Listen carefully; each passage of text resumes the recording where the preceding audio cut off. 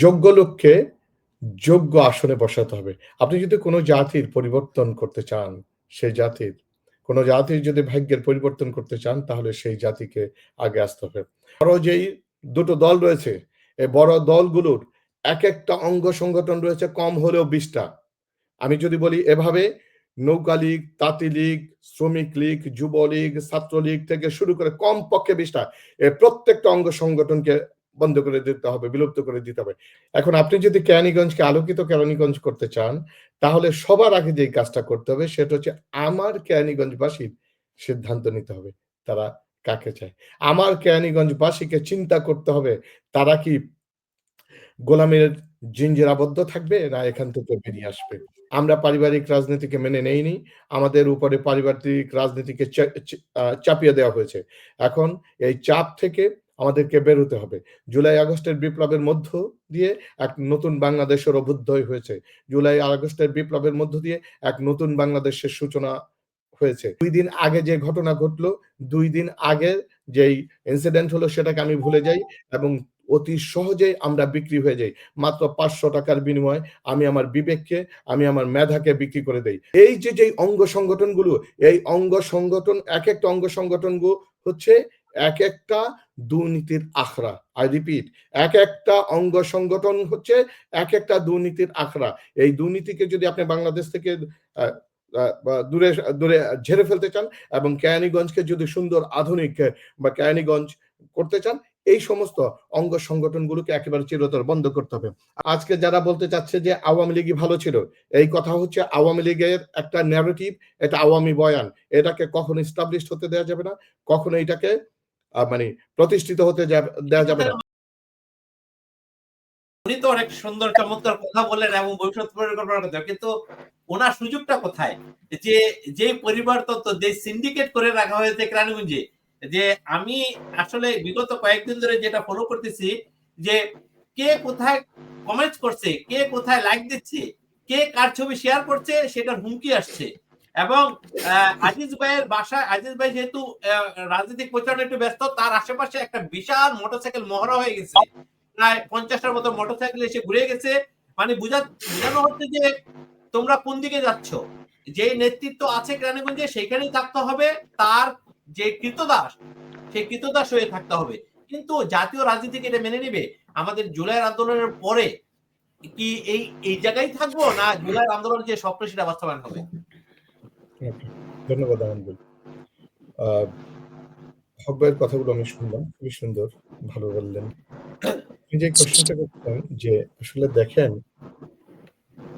এই কোয়েশ্চেনটার জবাব দেওয়ার আগে আমাদের বিভিন্ন ভাই বিভিন্ন কথাগুলো বলেছেন। ওখান থেকে ২-১ টা পয়েন্ট আমি একটু নোট করে রেখেছি। ওটা একটু বলার দরকার আমার মনে হয়। তবে আমি শুরুটা এভাবে করি। দেখেন, right man should be placed in right position. এটা হচ্ছে প্রিন্সিপাল। যোগ্য লোককে যোগ্য আসনে বসাতে হবে। আপনি যদি কোনো জাতির পরিবর্তন করতে চান, সেই জাতির কোনো জাতির যদি ভাগ্যের পরিবর্তন করতে চান, তাহলে সেই জাতিকে আগে আসতে হবে। আপনাদের নিশ্চয়ই আ যে আ সূরা রাদ আ একটা চমৎকার সূরা। সূরা রাদের ১১ নম্বর আয়াতে একটা চমৎকার কথা আল্লাহ সুবহানাহু ওয়া তাআলা বলেছেন। সেটা হচ্ছে যদি আমি ওই জাতির ভাগ্যের পরিবর্তন করি না, যতদিন না পর্যন্ত সে জাতি তার নিজের ভাগ্যের পরিবর্তনের জন্য অগ্রসর হয়। এখন আপনি যদি কেরানীগঞ্জকে আলোকিত কেরানীগঞ্জ করতে চান, তাহলে সবার আগে যেই কাজটা করতে হবে সেটা হচ্ছে আমার কেরানীগঞ্জবাসীর সিদ্ধান্ত নিতে হবে। তারা কাকে চায়? আমার কেরানীগঞ্জবাসীকে চিন্তা করতে হবে তারা কি গোলামের জিঞ্জির আবদ্ধ থাকবে না এখান থেকে বেরিয়ে আসবে।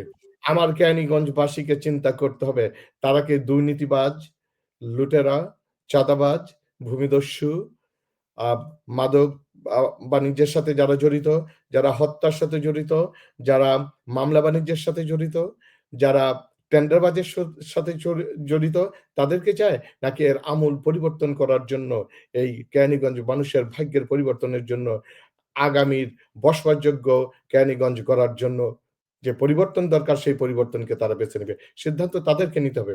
আপনি যদি এই জনগণ যদি সিদ্ধান্ত না নেয়, আমি আপনি টক শো করে অনেক কথা বলতে পারবো, অনেক সুন্দর, সুন্দর কথা বলতে পারবো। ঘন্টার পর ঘন্টা আমি এই বিষয়ে কথা বলতে পারবো। কিন্তু কখনোই পরিবর্তন আসবে না। সিদ্ধান্ত তাদেরকে নিতে হবে। একটা বিষয় একটু বলেই আমি যেখানে ২-১ টা বিষয় একটু নোট করেছি সেটা হচ্ছে আম আ সম্ভবত আমান ভাই বললেন যে পারিবারিক রাজনীতিকে আমরা মেনে নিয়েছি। না, আমি পার্সোনালি আপনার এই মতের সাথে দ্বিমত পোষণ করছি। আমরা পারিবারিক রাজনীতিকে মেনে নেইনি। আমাদের উপরে পারিবারিক রাজনীতিকে চা চি আ চাপিয়ে দেওয়া হয়েছে। এখন এই চাপ থেকে আমাদেরকে বের হতে হবে। জুলাই আগস্টের বিপ্লবের মধ্য দিয়ে এক নতুন বাংলাদেশের অভ্যুদয় হয়েছে। জুলাই আগস্টের বিপ্লবের মধ্য দিয়ে এক নতুন বাংলাদেশের সূচনা হয়েছে এবং আমরা নতুন করে চিন্তার স্বাধীনতা পেয়েছি, নতুন করে চিন্তা করতে পারতেছি, নতুন করে সুযোগ এসেছে। যেই সুযোগগুলো ১৯৭১ সালে আমাদের কাছে এসেছিল, ১৯৭৫ এ এসেছিল, ১৯৯১ সালে এসেছিল, ইভেন ২০০৯ সালে ২০০৭, এসেছিল কিন্তু ২০০৮ এ যেটা হচ্ছে। ২০০৮ এর পরে যেটা জি, সরি ২০০৭ হ্যাঁ, ২০০৭ এসেছিল। আমরা সেই ব্যর্থতার পরিচয় দিয়েছি। আমরা আমাদের জাতিকে, আমরা আমাদের জনগণকে বুঝাতে পারি নাই। আমরা আমাদের সঠিক নেতৃত্ব দিতে পারিনি এবং সঠিক মেসেজটা দিতে পারিনি। এখন দিস ইস দ্যা টাইম। এখন আমরা এই পরিবর্তনের জন্য কাজ করতে হবে। আসেন, আমাদের আমাদের জনগণ হচ্ছে বাংলাদেশে আমি অনেক জায়গায়, অনেক টক শোতে, অনেক টিভিতে, অনেক জায়গায় বলেছি বাংলাদেশের জনগণ হচ্ছে সবচাইতে ভুলোমনা জনগণ। ইভেন আমার কেরানীগঞ্জবাসীও সবচাইতে ভুলোমনা। ২ দিন আগে যে ঘটনা ঘটলো, ২ দিন আগে যেই ইনসিডেন্ট হলো সেটাকে আমি ভুলে যাই এবং অতি সহজেই আমরা বিক্রি হয়ে যাই। মাত্র ৳৫০০ র বিনিময়ে আমি আমার বিবেককে, আমি আমার মেধাকে বিক্রি করে দেই। যেটা কখনো সম্ভব নয়। আপনার এই ৳৫০০ র একটা নোটের কাছে অথবা এক ১ কাপ চা খাওয়ার কারণে এটার জন্য। সবচাইতে দুর্ভাগ্য যে সম্ভবত আজিজ ভাই বললেন যে, ড্রেজার আগে ছিল ১১ টি, এখন হয়েছে ৪৩ টি। এটা দুর্ভাগ্যজনক। এটা কেন হয়েছে জানেন? আপনার জন্য, আমার জন্য। কারণ আমরা কখনোই এর বিরুদ্ধে আমরা যেমন প্রতিবাদ করতে পারিনি, আমরা হুঙ্কার দিতে পারিনি। আমরা এই পথ উম আ বিভ্রান্ত জাতিকে গাইড দিতে পারিনি। বিভ্রান্ত জাতিকে কাছেও টানতে পারিনি, সঠিক পথের দিশাও দিতে পারিনি। এর আরেকটা অন্যতম কারণ রয়েছে। দেখেন, বিগত দিনগুলোতে আমরা দেখেছি প্রত্যেকটা ইউনিয়ন বা প্রত্যেকটা এলাকাতে একটা আওয়ামী লীগের প্রভাবশালী ব্যক্তি সমগ্র এলাকাকে কন্ট্রোল করেছে। কিন্তু বর্তমানে যেটা হয়েছে যে টেম্পু দল থেকে শুরু করে তাঁতি দল, নৌকা দল, টেম্পু দল, রিক্সা দল, কত দল, এত বেশি দল রয়েছে যে এবং সমাজের আমি এটা মানুষকে আসলে এভাবে বলা ঠিক না। কিন্তু সবচাইতে যেটা মনে হয় আমি নিজ থেকে দেখেছি যারা জীবনে স্কুল কলেজে যায়নি তারা একেকটা দলের নেতা হয়ে তারা নেতৃত্ব দিচ্ছে। যখন এই নেতৃত্ব হচ্ছে তখন একেকজনের একেকটা কারণ এই উপর এর উপরের যে লেভেলের নেতাটা স্থানীয়র উপর হচ্ছে আ থানা, তা ওই ইউনিয়নের উপরে হচ্ছে থানা। এই যে থানা পর্যায়ের যে নেতৃত্বগুলো রয়েছে, এই নেতৃত্বগুলো ওই ছোট নেতৃত্বের উপরে ভর করে তারা তাদের মসনদগুলিকে টিকিয়ে রাখতেছে এবং তাদেরকে একেকটা এলাকার ভাই তুমি তোমার এলাকার এই রেজার্ভটাকে তুমি মাটি ভরাট করো, তুমি নিজে কিছু খাও, আমাকে খাও। এর এই সমস্ত যে আমার কথা একটা আপনার এই আলোচনার মাধ্যমে আমি একটা সুস্পষ্ট বক্তব্য মেসেজ দিতে চাই কেরানীগঞ্জবাসীকে। যে বড় যেই দুটো দল রয়েছে, এই বড় দলগুলোর একেকটা অঙ্গ সংগঠন রয়েছে কম হলেও ২০ টা। আমি যদি বলি এভাবে নৌকা লীগ, তাঁতি লীগ, শ্রমিক লীগ, যুবলীগ, ছাত্রলীগ থেকে শুরু করে কমপক্ষে ২০ টা। প্রত্যেকটা অঙ্গ সংগঠনকে বন্ধ করে দিতে হবে, বিলুপ্ত করে দিতে হবে। আপনি পৃথিবীর উন্নত দেশগুলোর দিকে তাকিয়ে কখনো ছাত্র আপনি কি এই যে ইংল্যান্ডের লেবার দলের ছাত্রদেরকে আছে? ছাত্র লেবার সংগঠন? নাই। কনজারভেটিভ এ শ্রমিক আছে? নাই, কোথাও নেই। হ্যাঁ, প্রতিনিধি থাকতে পারে। ছাত্রদের প্রতিনিধিত্ব থাকতে পারে। আমরা ইংল্যান্ডের কথা বাদ দেই। আমরা ইংল্যান্ড এটা পৃথিবীর মধ্যে না, না। কিন্তু আমি আমাদের আশেপাশে বাংলাদেশের আমি আশেপাশের দেশগুলো কিন্তু এই একটা দলের ১০ টা করে শাখা-প্রশাখা, ২০ টা করে এক্সাক্টলি, শাখা-প্রশাখা নেই। এক্সাক্টলি। এই যে, যে অঙ্গ সংগঠনগুলো, এই অঙ্গ সংগঠন একেকটা অঙ্গ হচ্ছে একেকটা দুর্নীতির আখড়া। I repeat, একেকটা অঙ্গ সংগঠন হচ্ছে একেকটা দুর্নীতির আখড়া। এই দুর্নীতিকে যদি আপনি বাংলাদেশ থেকে আ আ বা দূরে ঝেড়ে ফেলতে চান এবং কেরানীগঞ্জকে যদি সুন্দর আধুনিক বা কেরানীগঞ্জ করতে চান, এই সমস্ত অঙ্গ সংগঠনগুলোকে একেবারে চিরতরে বন্ধ করতে হবে। আপনি দেখেন একনায়কতন্ত্রের কথাগুলো বলা হয়েছে। একনায়কতন্ত্র হচ্ছে বিগত ১৯৭১ সালের পর থেকে বিভিন্নভাবে আমাদের দেশে একনায়কতন্ত্র তৈরি হয়েছে, আসছে। কিন্তু এই একনায়কতন্ত্রকে ভেঙে ফেলার জন্য অনেক সুযোগ ছিল, কিন্তু সেটা আমরা পারিনি। আপনি দেখেন, আপনি বাংলাদেশে অন্যান্য কিছু রাজনৈতিক দলও রয়েছে। সেই রাজনৈতিক দলে কিন্তু এমনটা নাই যে পরিবর্তন তো রয়েছে, বাবা চলে যাওয়ার পরে ছেলে তার ওই দলের নেতৃত্বের ভার গ্রহণ করবে, এরকম এক্সাম্পল নাই। এখান থেকে আমাদেরকে শিখতে হবে।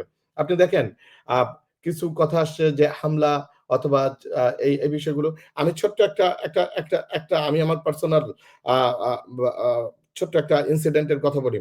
আমি গত নভেম্বরে যখন বাংলাদেশে গেলাম, বাংলাদেশে যাওয়ার আগে আমান ভাইয়ের একটা প্রোগ্রামে আমি দুর্নীতির বিরুদ্ধে, চাঁদাবাজির বিরুদ্ধে একটা বক্তব্য দিয়েছিলাম। As a result of this, যেটা হলো, আমি রিইটারেট করতেছি, কেরানীগঞ্জবাসীকে বুঝার জন্য, কেরানীগঞ্জবাসীকে বোঝার জন্য, আমি মাহবুব কেরানীগঞ্জে অপরিচিত না, এবং আমি কোনো লেজুর ভিত্তিক রাজনীতির সাথে জড়িত না। আমি যাওয়ার পরে একটা কলেজে, আমি সবসময় বিভিন্ন কলেজে, স্কুলগুলিতে মোটিভেশনাল কথা বলার জন্য আমাকে ডাকা হয়ে যায়। একটা কলেজে আমি আ বা যাওয়ার কথা, একটা কলেজে ছাত্রদের how to develop a successful career, এই বিষয়ে কথা বলতে যাওয়ার কথা। সেই প্রোগ্রামটা আমাকে করতে দেওয়া হয় নাই। আমার নামের পিছনে খুঁজে গন্ধ বের করেছে, এবং আমাকে বলেছে যে, "আপনার YouTube channel, Facebook, social media সবকিছু তারা খুঁজে চেক করছে।" মনে হয় যেন আমি তাদেরকে আমার ACR চেক করার দায়িত্ব দিয়ে দিয়েছি। তারা ACR চেক করে খুঁজে বের করছে, না, মাহবুব ভাই তো মনে হয় তার সাথে ওই দলের গন্ধ রয়েছে, তাকে কথা বলতে হবে। এটা হচ্ছে এই জাতির দুর্ভাগ্য। আমি একটা কথা সুস্পষ্টভাবে বলি, আমরা যে সবসময় ছোটকালে আমাদেরকে একটা বাক্য শিখানো হয়েছে যে, যে দেশে গুণের কদর করা হয় না, সে দেশে গুণী জন্মে না। আমার কোনো কিছু নেই। হয়তোবা আমার যদি একটা কথা, একটা স্টুডেন্টের আ চিন্তা চেতনার পরিবর্তন আসতেও পারত। কিন্তু সেটা দুর্ভাগ্য সেটা। আর আজকে যারা আজিজ ভাই বলেছেন, আজকে যারা বলতে চাচ্ছে যে আওয়ামী লীগই ভালো ছিল, এই কথা হচ্ছে আওয়ামী লীগের একটা ন্যারেটিভ, এটা আওয়ামী বয়ান। এটাকে কখনো এস্টাবলিশড হতে দেয়া যাবে না। কখনো এটাকে মানে প্রতিষ্ঠিত হতে দেয়া যাবে না।